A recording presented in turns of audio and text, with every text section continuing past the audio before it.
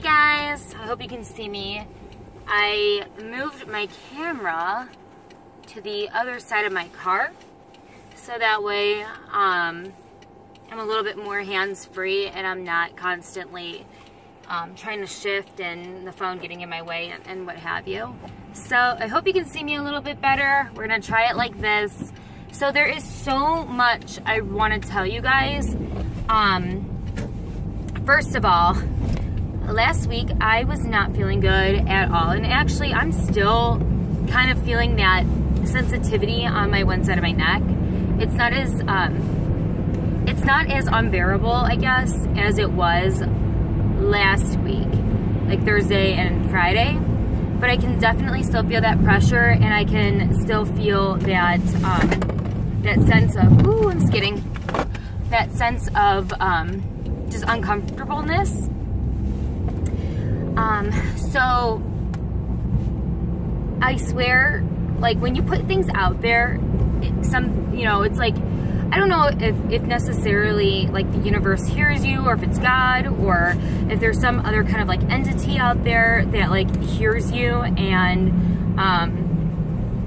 gets the ball moving, or what.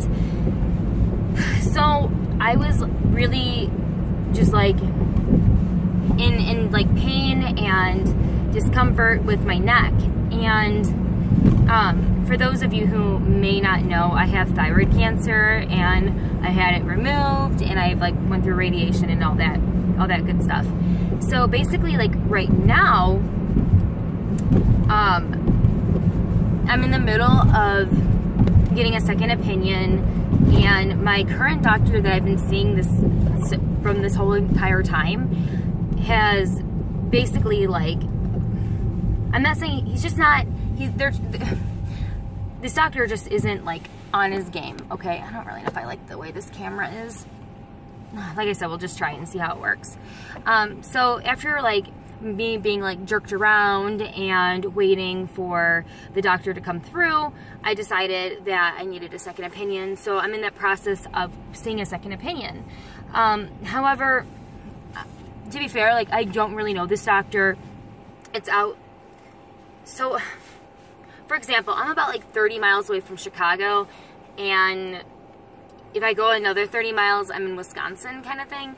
So like right now I'm actually heading to Sycamore, Illinois, and this particular doctor is in Sycamore, which is kind of like in the middle of like nowhere, and it's just not like something that you would typically think like, oh, they're, state of the art, or it's like a small farm town community. And not that, I'm not saying it's not a great doctor or anything, it's just, it's just me taking like another risk and another gamble on another doctor, which, like I said, I don't know if he or she is good or not. It's just, I just wanted, I needed a second opinion here. Especially since like radiation didn't work the first time, and I have supposedly grown like 5 or so more tumors. I need to be proactive with this. So I was complaining to my mom, saying how like I can't get into these doctors like quickly. I'm feeling all this like discomfort. It's hard to swallow, yada yada yada.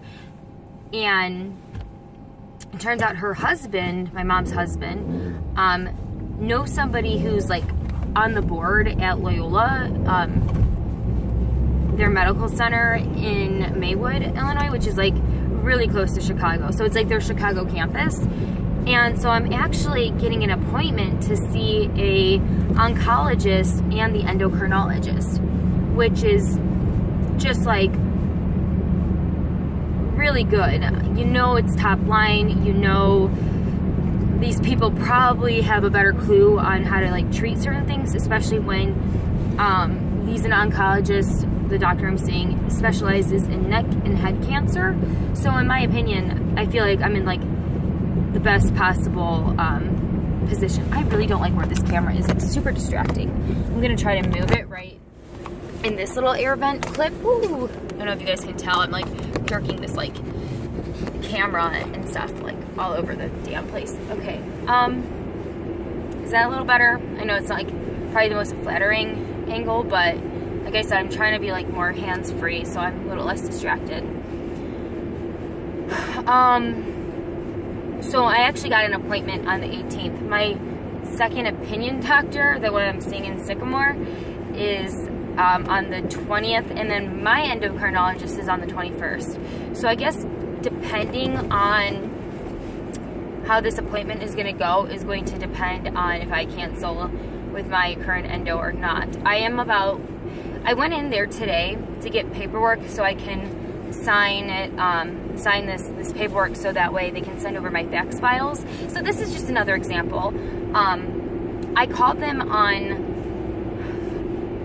when did I call them? I called them on Friday, last Friday, to send over my paperwork to my doctors, the one in Sycamore and the one in Loyola, my current endocrinologist. I asked them to fax it. And they said, okay, no problem, we'll go ahead and fax it. And I said, okay, do you kind of have an idea when it's going to get faxed over so that way I can just follow up? And I said, no offense to your office or anything, and this is going to be a little aggressive sounding, but I said, no offense to your office or anything, but I kind of have a bad track record. Every time that I've asked for something, I always have to be the one to like follow up to make sure it gets done. And I said, so can you give me a kind of a rough estimate, like when this is going to be faxed over? And she said, well, I don't know, I'm not the one that faxes things, but I can only imagine a few days. So I called literally on Tuesday, and I called the other doctor too, the one in Sycamore, to see if they had faxed over my paperwork, and they're like, no, we don't have it. So I was kind of like pissed. So I called up my doctor and I'm like, hey, they told me that, you know, my stuff was supposed to be faxed over. It wasn't. And the different guy, it was a guy this time who answered. He's like, well, you have to sign the release forms. We're not just going to send it, which I totally get. Provided that someone had told me that on Friday, I would have came over, you know, between then and, Tuesday, then and yesterday, to have figured out, you know, signing things and what have you. So I went in today, and of course they're not in, but I guess they rent office space to this like general like primary care doctor, which whatever. And I was complaining to this, you know, this poor receptionist who has nothing to do with my doctor. I'm like, you know, this is just so typical. Like, I didn't know that they weren't in right now, and I'm like, I need to fill this out. And she goes, well, legally they have to send that paperwork within 30 days. And I said, well, this is on the 18th I'm going in, and I'm going in on the 20th, and I need this paperwork. I just don't know what to do. So she was able to go through their files and pull up that, those forms. So now I have to do that, and I think I'm going to go in tomorrow and just ask them for, the physical copies and just fax them or whatever myself to the doctors that, need to get these records. So it's just, for me, I just feel like, you guys, it's like a million things I have to do, and now that I'm working full-time, I don't have the time to make all these extra trips all around, you know, the world to make sure that shit is getting done when it needs to get done. So, but, you know, regardless, I am super stoked, super excited to be going to Loyola.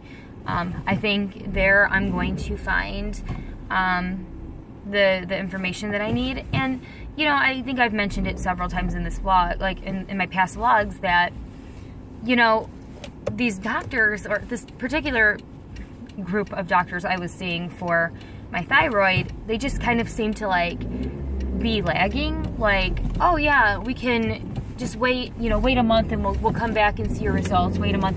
And I get there's some like give and take, and, you know, you have to be kind of patient when you're sick, I guess. However, I'm 27. I don't have kids. I wanted to be making a baby we were trying from like last December-ish, when I had gotten married. The whole thing, me and my husband we were together for like 6 years, and we had decided that, you know, we wanted a kid, or we want kids. We wanted a kid. Only one, not more than one. No, just kidding. But we wanted children, and so because we were together, we were, you know, living in sin for you know, a few years before us getting married, we were like, okay, yeah, now's a good time to start trying, because who knows how long it's actually going to take you to get pregnant. So, you know, we were trying like shortly after we got married back in like, we got married November 3rd of 2017. Oh my gosh, wow, 2017. It seems like such a long time ago now. So we were trying around December 2017, and you know, we were trying, or like not trying, I guess, like until like kind of closer towards the end when I found out my thyroid was going, like, you know, I was taking ovulation tests and stuff, because like how come it's not working? Like in my mind, I knew it takes like a while to get pregnant and stuff, but I guess in like my mind, I kind of thought it was going to be like quicker than, you know, like a few months, like 3 months later, I thought I would have gotten pregnant. But then to find out that I had all these like issues, you know, is like another thing. So like my point is, you guys, I wanted to have kids. I would have thought, gosh, can I speak English today? No.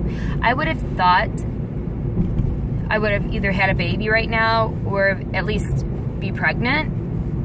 And the fact is, that hasn't even, like, that can't even start happening until like a year after you do radiation. My doctor said I had to wait like a year after I did the radiation for my thyroid cancer. So that was back in Thanksgiving, or like a week after Thanksgiving. So I have like 10 more months of not a lot, you know, don't get pregnant. But for it to not work, you know, to do radiation like 6 months later, I mean, you guys, that's like a year and a half later then to start trying, and God knows how long that's going to take. I mean, my medication is still not correct. So, you know, by the time my hormones and everything gets like balanced out, who knows how long it's going to take to actually get pregnant, you know? And something that's like kind of annoying is when I do like vent about, you know, this very important thing to me about, you know, getting pregnant and stuff, people will say, well, you know, you can always like adopt and there's other options. I'm telling you, like, this is what I want. I want to get pregnant. I want to experience that. That's something that's important to me.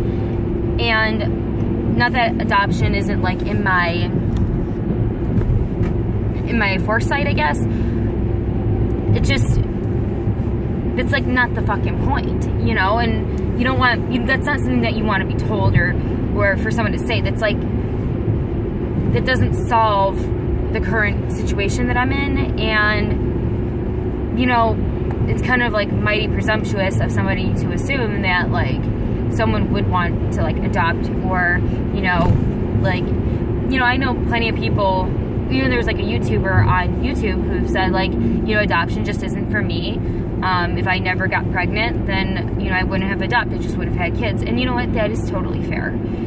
I'm not saying, you know, you shouldn't adopt or that makes you a bad person. And I'm not saying that I would never adopt, or, you know, I actually, me and my husband were really considering being foster care parents. But, you know, that's just something that, like, I guess, how do I even explain this? Like,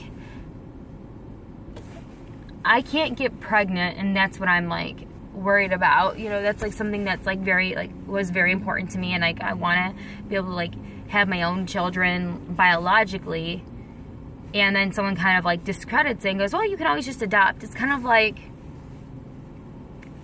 it's like telling someone, oh, you know, your hair's gonna fall out, but it's okay, you can just, like, wear a wig. It's not, it's kind of like putting a, I don't want to even say a band-aid on a problem. It's just not like what you want to be told. It's not something that, like, makes me feel any better necessarily. And forgive me if that makes me sound like a bad person. I'm just trying to keep it real and be 100% honest. This is my vlog. This is, like, my opinions. This is, like, the way I feel. And again, I'm not saying that I wouldn't adopt, and I'm not saying that, like, you know, that, you know, isn't for me, because quite honestly, until I get this cancer under control, I don't want to be bringing any children like that into my life, biological or non-biological. You know, I need to take care of this situation currently, and since I guess am fortunate not to have children right now, I also don't need to have that interfering with their needs and their attention, if that makes sense. So, you know, it is what it is. I'm just sharing like my overall thoughts on this, I guess. What else? So I'm really excited about that happening. What's kind of funny is I would have never thought seeing a oncologist would have gotten me as excited as it did. Like, I'm so excited to see him, and I'm actually really looking forward to this appointment, which sounds just so, like, bizarre. Like, who's excited to see an oncologist? You should, like, it's just kind of one of those, like, sentences that's like, oh, I'm so excited to see, like, a funeral home director. It's like, it just doesn't sound right. Like, I would hope, it's like you hope no one would ever have to see an oncologist, you know, the cancer doctor. But given that I feel like I've kind of went through all my options and stuff right now, I'm very excited to see him, even though that just sounds wrong to say out loud. Oh, what else? I'm currently driving to an account right now. So not only did I teach all day long, but now I have to do my liquor stuff, which I don't mind doing. I'm a little tired. I woke up to teach English to, you know, my Chinese kids this morning, but I only had one class booked this morning because it's like right now Chinese New Year, so it's like really slow. So I had one class booked and the kid didn't even show up, which kind of makes me mad because it's like I woke up at 5 a.m., got 6 hours of sleep, so you didn't show up. And you still get like paid, but it's just not like, they could have canceled and you would have seen that it said canceled, and then I would have gotten paid still and I wouldn't have had to lose a couple extra hours of sleep or whatever. Tomorrow is Valentine's Day. Me and my husband, we used to celebrate it, and we'd go out to like a restaurant or something. Here's the thing. I'm a vegetarian. I've been a vegetarian, and I was actually trying to figure that one out. I always just saw people like 15 years, but to be honest with you, I'm not really even sure how long it's been, because I don't actually remember when it actually was when I totally gave up meat. I have memories from like 2nd grade, like not eating certain foods anymore, like or meat products, all the way up to, I don't know, like freshman year of high school. So I mean, it's been, I just don't remember exactly when it was. I mean, I don't remember if it was like middle school or what, because it just didn't happen like overnight. It wasn't just like, I'm not gonna eat meat ever again. It was kind of like a gradual thing where I just got more weirded and like wigged out by food, and I just started like cutting things out. I can remember being in like 2nd grade, and for some reason I had got it in my head that ham came from pork butt, like deli ham, and for whatever reason that just like freaked me out so much that I never ate ham again. I can remember my mom ran out of like turkey meat, and she made me a ham sandwich, and I cried and didn't eat it at lunch. I can remember that. I remember that. I remember in 2nd grade no longer eating hot dogs anymore because I had watched something about how hot dogs were made, and it freaked me out, like what the casing was. And so I can remember being in like 2nd grade, avoiding ham and like pork altogether, including like hot dogs, salami.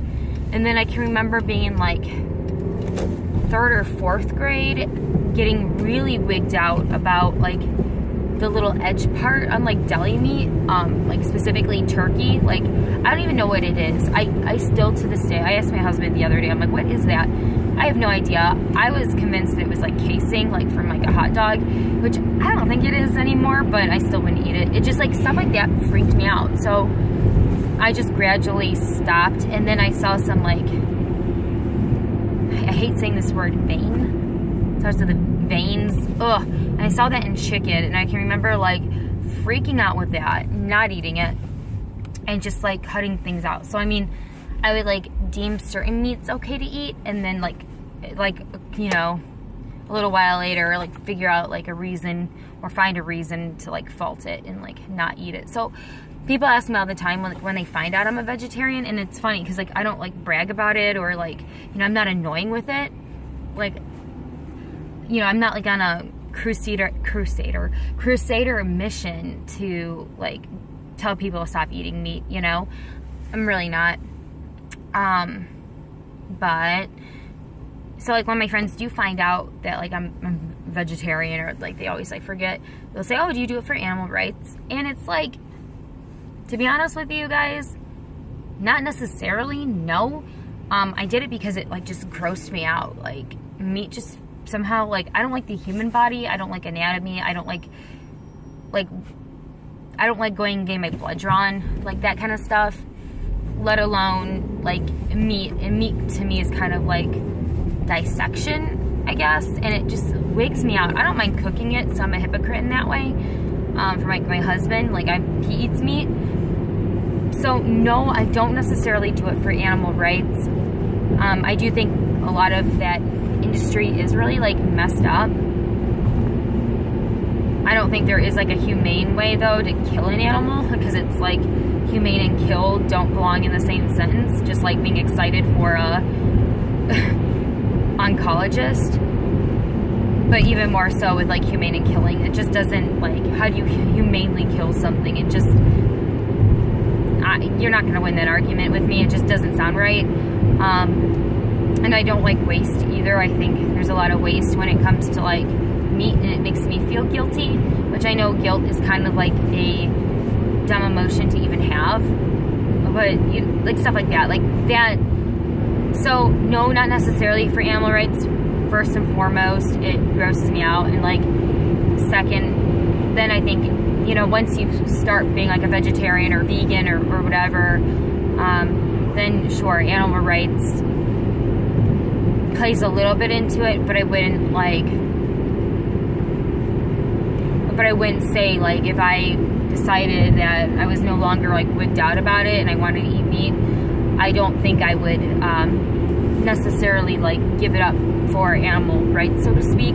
Just like I'm not gonna stop wearing, you know, hair extensions or, you know, clothes because I feel guilt because someone's getting, you know, oppressed or whatever in another country. Yeah, you feel guilty about it.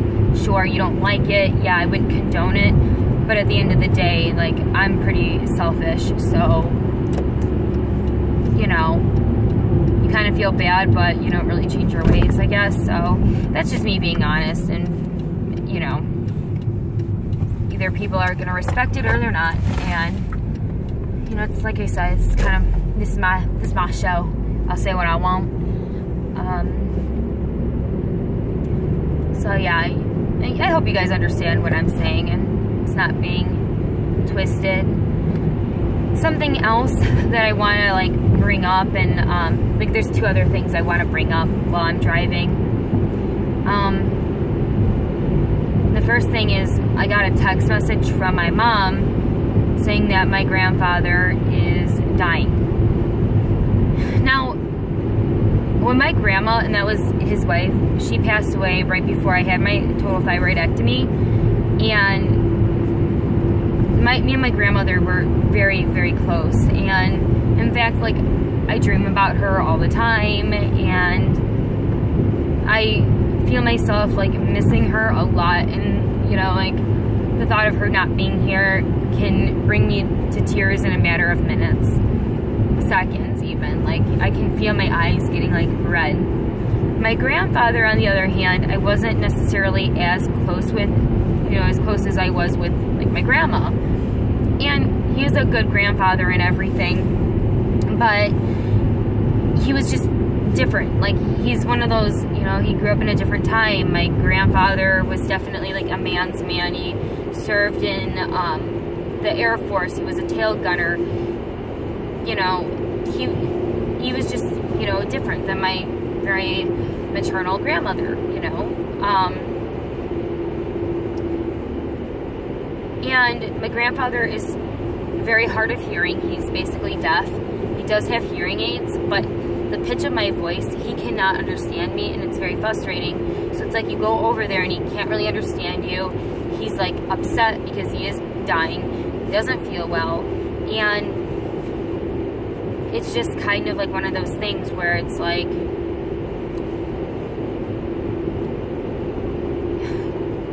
it's just kind of like, I know like what the point is to go, but it's just, I don't know, it's hard to go and sit there and not talk to somebody because they can't hear you, and you want to help, but you can't. And then here's the other thing, like, I've been working a real lot right now, and I have, like, my own stuff, like, going on too. Not that this is an excuse not to see them or anything. And we've also had, like last night, I didn't even want to drive, like, a mile because we had such a bad ice storm, and it's just not, and then the other part is, too, is my grandfather goes to bed at, like, 6 o'clock at night. So by the time I get off work, he's already asleep.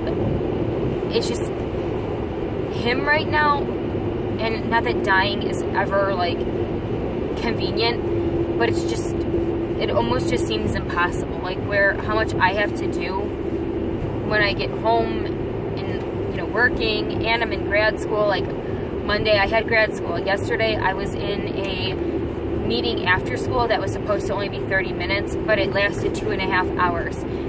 So I didn't get home until after, like, 5 o'clock at night, and at night I definitely don't feel good. Like, that's, like, the part of night that, like, I'm fine, and then around, like, 7 o'clock at night, like, I am so exhausted, I'm ready for bed, I don't feel well, stuff like that happens almost every night. And, like, yesterday, I got home and I had it, like, I couldn't, like, go to the bathroom, if you know what I mean. I was just like, oh my gosh, I really need to go, but I just can't. Like, it was just very, like, stomach issues, just, whatever. So, my mom texted me today saying that my grandfather is dying. And I call her and I said, what do you want me to do? And she kind of, like, lays into me. She's like, well, I just know you'll be mad if I didn't tell you. But here's the other part. My mom has been telling me my grandfather has been dying since before I had my thyroid removed, which was a few days after my grandmother. Yes, my grandpa was not in good shape. Yes, I guess one could say he's like, dying. But my mom has a tendency to, like, okay, he's dying, he's dying. Do you know how long my grandfather has now been dying for? He's been dying, like I said, like, before October. It gets very old very quick. And I'm gonna sound, like, really mean and nasty right now, but that's something that I cannot stand. Either you're dying or you're not. I don't like getting text messages that someone's going to die and then they don't die, because it just puts my emotions all over the place. I feel like it's an emergency and I need to drop what I'm doing and cancel everything to, pay my respects, to, do what I gotta do. And then 3 months later, they're still alive. And you're like, okay, you're either dying or you're not. And so I talked to my mom. I'm like, be honest, like, is he going to die tonight? Well, I don't think so. Okay, well, so then he's not dying. Like, I understand that, he's not doing well, okay, but you don't see him, like, dying. So I will be there tomorrow, because I don't have anything, I don't have to work tomorrow night. It's Valentine's Day, I don't have any plans. Oh, I forgot to, like, finish that thought about Valentine's Day. So I can go tomorrow. I'm like, but I have to go to work right now. I don't have time tonight to go. It's just not going to work. And so, I don't know, I'm all over with that. Like, I feel guilty. Like, I like with my grandmother, I try to go every single day to help take care of her. Where right now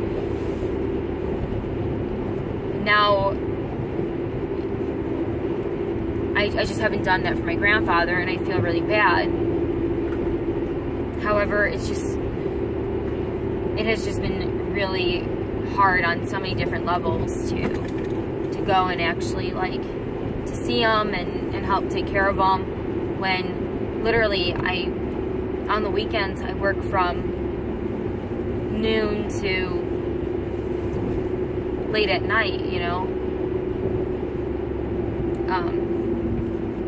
It does sound like I'm making excuses, and I'm not trying to. I'm just trying to explain, like, my rationale behind why I'm such a bad granddaughter, I suppose. So, that's another thing that's happening. I'm not really sure, again, what the realistic, you know, what's really going on with my grandfather. Is he, like, going to pass, or is this my mom being bored and, not saying making shit up, but, like, you know, being bored and being a little bit more dramatic than she should be. And I know I sound like a total a-hole, so, but, you know, it's just me being honest with you. And then the other part is, now that I'm going on the 18th to see this oncologist, my mom, who hasn't, like, went to any of my doctor's appointments, and, you know, and I know, like, her mom was dying, and to be honest with you, like I was telling my husband, I'm like, I don't think any of us really knew the extent that this thyroid was going to really be. Like, I don't think anyone would have thought, oh yeah, there's a good chance that this is going to be cancer, and this is going to take a whole hell of a lot longer than what it did, or what it's doing right now. So I think my mom and, like, her husband, my husband, are kind of scared, and they're finally, like, woke. Like, they finally get that this isn't like a routine, oh yeah, I'm gonna get my appendix removed and be fine. Like, I think they realize that this is actually a little bit more serious than what they thought, which, yeah, rightfully so. So now my mom is like, oh, I'm gonna come with you, but now I have to pay a babysitter to have your grandfather babysat while I go to take you to the doctor. And I'm like, well, my husband's gonna go with me, so I really don't need you to go. And she's like, well, you know, don't you think it would be nice for me to go, so that way, you know, if they tell you something, you know, more people can, like, understand what the doctor's saying, and, you know, piece things together, and have a better, you know, game plan, and, you know, what have you.